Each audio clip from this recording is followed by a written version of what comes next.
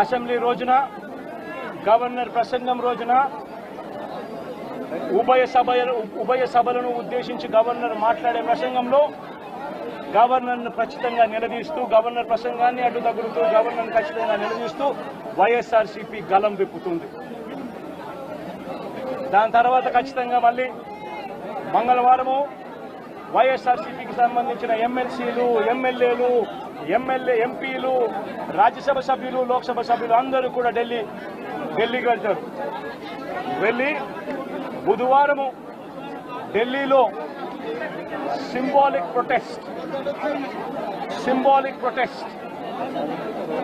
Symbolic ధర్నా ఢిల్లీలో చేసే కార్యక్రమం కూడా చేస్తాం. రాష్ట్రంలో జరుగుతూ ఉన్న దాడులు, రాష్ట్రంలో ఉన్న లా అండ్ ఆర్డర్ పరిస్థితులను దేశమంతా కూడా చూసేట్టుగా, దేశమంతా కూడా దీన్ని గమనించి, దేశమంతా కూడా దీన్ని వాళ్ళు కూడా ప్రొటెస్ట్ చేసే విధంగా దీన్ని హైలైట్ చేసే కార్యక్రమం చేస్తాం. ప్రధానమంత్రి గారి అపాయింట్మెంట్ ఇప్పటికే అడగడం జరిగింది.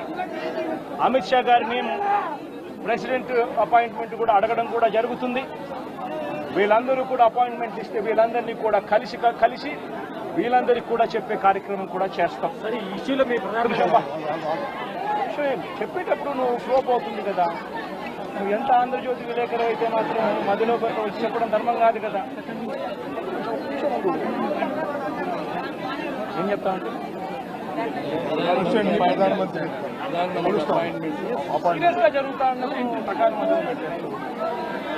ప్రధానమంత్రి అపాయింట్మెంట్ను, హోంమంత్రి అపాయింట్మెంటు, ప్రెసిడెంట్ గారి అపాయింట్మెంటు, వీళ్ళ ముగ్గురు అపాయింట్మెంట్ కూడా అడగడం జరుగుతూ ఉంది. వీళ్ళ ముగ్గురిని కూడా కలిసే కార్యక్రమం కూడా జరుగుతుంది. వాళ్ళ అపాయింట్మెంట్ ఇస్తే వాళ్ళని కూడా కలిసే కార్యక్రమం జరుగుతుంది.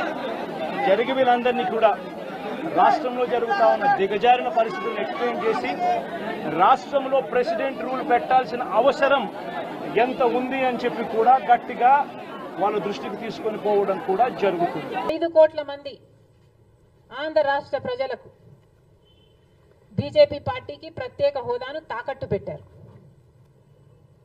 ఈరోజు జగన్మోహన్ రెడ్డి గారు ఢిల్లీలో ధర్నా చేస్తారా? ప్రత్యేక హోదా కోసం ఎందుకు చేయలేదండి ధర్నాలు? 5 సంవత్సరాల మీద అధికారంలో ఉన్నారు కదా. మరి ఢిల్లీలో మీరు ప్రత్యేక హోదా కోసం ఎన్నిసార్లు ధర్నాలు చేశారు? ప్రత్యేక హోదా అసలు ఊసే లేకుండా చేశారు కదా.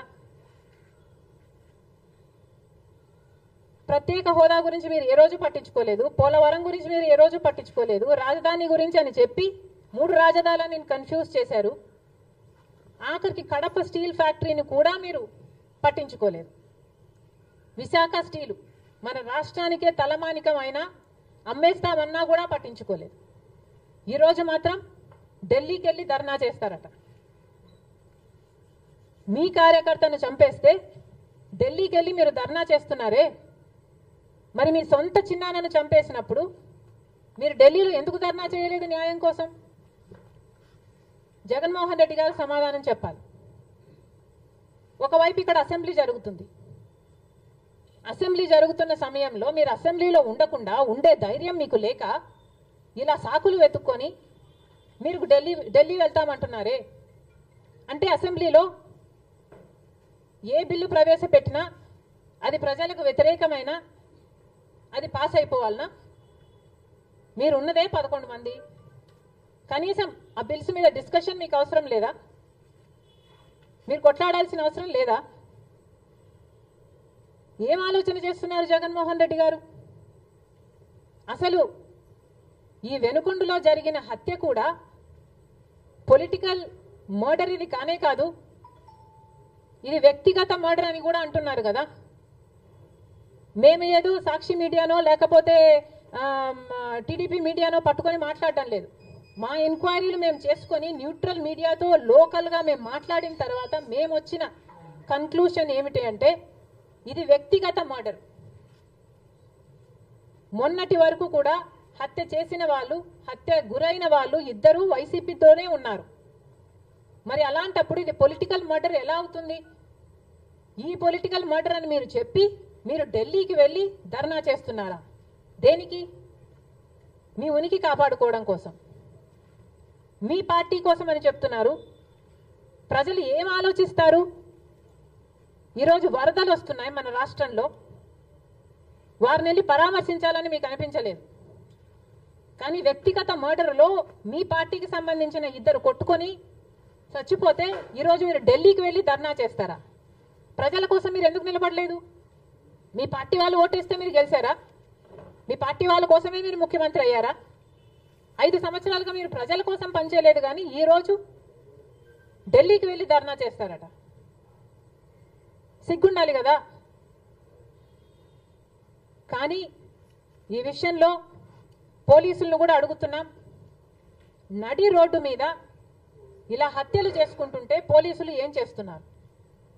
ఆంధ్ర రాష్ట్ర పోలీసులుగా మీ బాధ్యత కాదా లా అండ్ ఆర్డర్ మెయింటైన్ చేయడం?